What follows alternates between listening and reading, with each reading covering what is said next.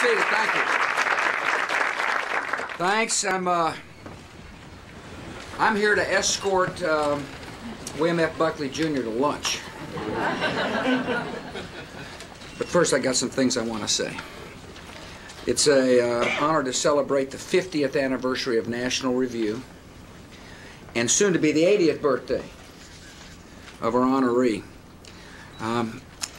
You probably think this is the Yale Scholars Association meeting.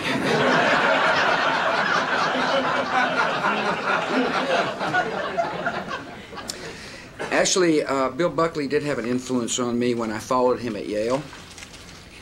You might remember one of his famous quotes was that the job of conservatives was to stand athwart history yelling, "Stop."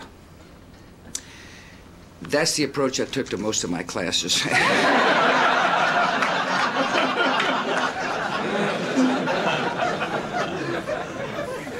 I also do want to throw a little bouquet to him and let him know that all I've learned about the English language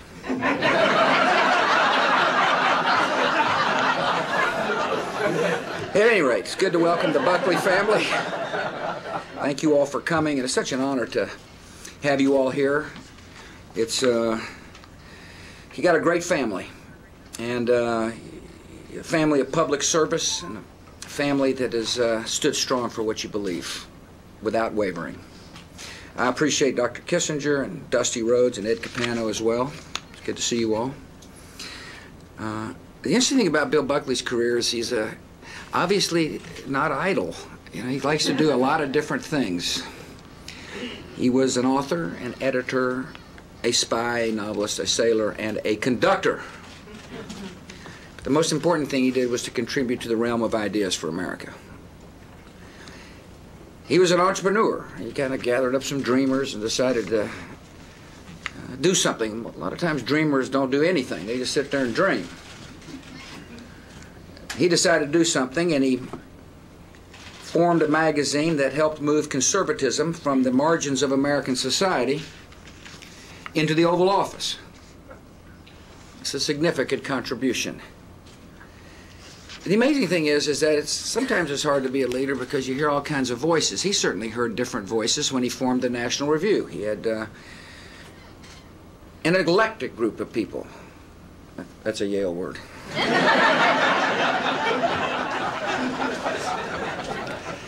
These voices that included ex-communists who knew better than most the threat posed to America by the Soviet Union. He had voices such as free marketers who knew that markets could deliver better results than bureaucracies. He had voices from the traditionalists who understood that a government of and for the people could not stand unless it stood on moral ground. They all represented a different strand of conservative thought, yet when they came together under the conductor's baton, they made beautiful music. Congratulations for being a leader.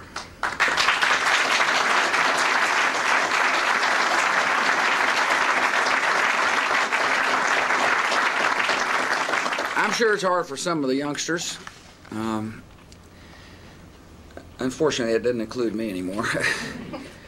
To imagine the day when the only conservative game in Washington, D.C. was Bill Buckley and the National Review.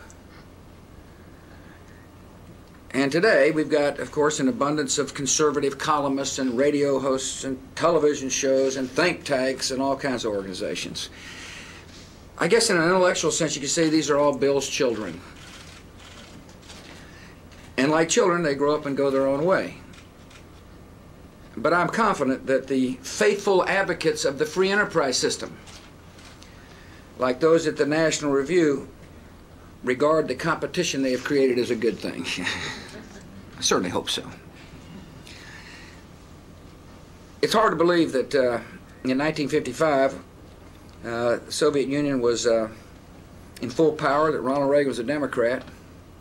And the truth of the matter is, Bill, I was more interested in Willie Mays than I was in you. But a lot has changed. in a brief period of time when you think about it. And many of the more important changes of the 20th century happened because the National Review stood strong. And that's a fact. That's a fact of history. I'm glad to know that the people of National Review aren't resting on their laurels. A sign of a good leader, somebody can lay the foundation so that people are able to carry on. I think that's going to be a legacy of Bill Buckley. He just didn't show up and create something that cratered. He created something that stood the test of time and grew. The people of the National Review are determined to leave their mark on this new century. And we appreciate it. You got a lot of readers here in the West Wing. My admonition is to keep thinking, to keep writing, and keep working. I found another Buckley quote interesting when he wrote with characteristic modesty that did National Review not exist, no one would have invented it. I think it's more accurate to say that only Bill Buckley could have invented National Review. And that's a tremendous influence on American life that can be explained only by its unwavering trust in the appeal of human freedom. This great understanding of the power of freedom to change societies and to lift up people's lives. It is an honor to be here to thank you for your service.